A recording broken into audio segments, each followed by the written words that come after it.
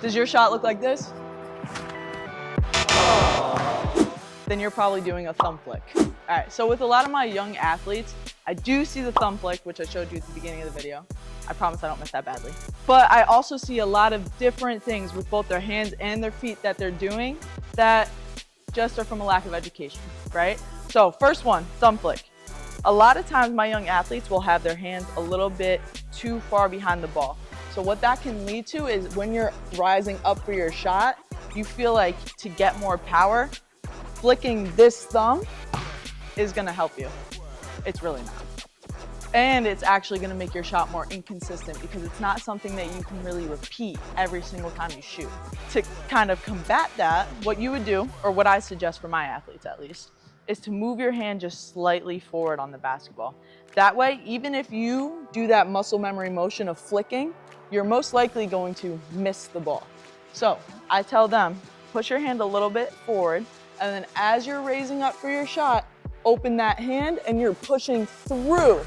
This hand should do no movement, all right? The only purpose it serves is to literally keep the ball stabilized. So again, I'll give you a small example. When I'm raising up for my shot, right? I wanna make sure I keep it consistent every single time, especially when I'm doing form shots.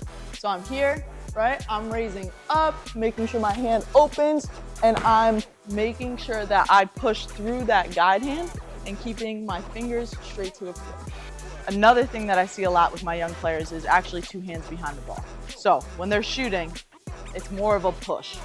Here, we're doing like a little bit of a shot push, right? Both hands are behind and you're pushing out, right? The last thing we want to see when we shoot is two foul throws, right? If both hands are pushing to the side, you never really know which hand the basketball is actually coming off of for your shot. So for that, all I'd have them do is have them stand right in front of the rim. I'll have them go one hand. I make sure that they pull it back, elbow back, nice and relaxed, and then they bend their knees, flick their elbow up, and push through for that form shot.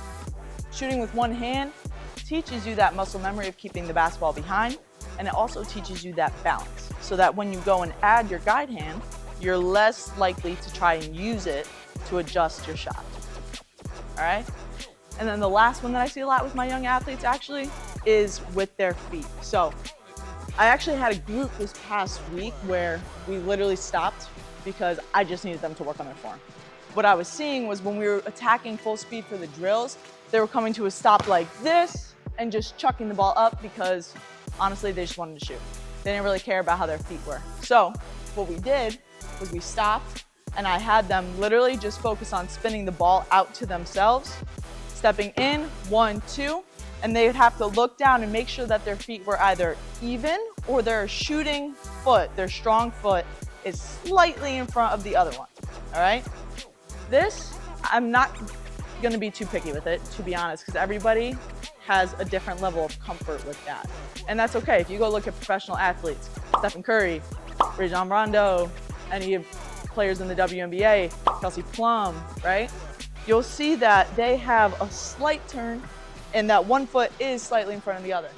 It's completely okay because when they raise up for their shots, their upper body is square, right? But what I don't want to see, especially for my youth athletes, is that they're shooting too far and not from a spot where they can reach. So therefore they have to go here and just chuck the ball up in the air, right? We want to build those good habits even if they have to stay in the paint when they do those things. So like I said, something as simple as having them go to a spot that's within their range, spin the basketball out, check their feet, and then raise up for their shot.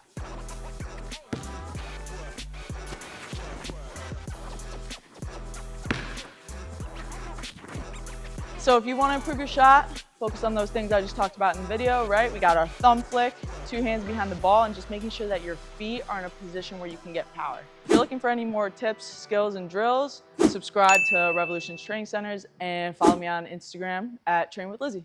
Thank you.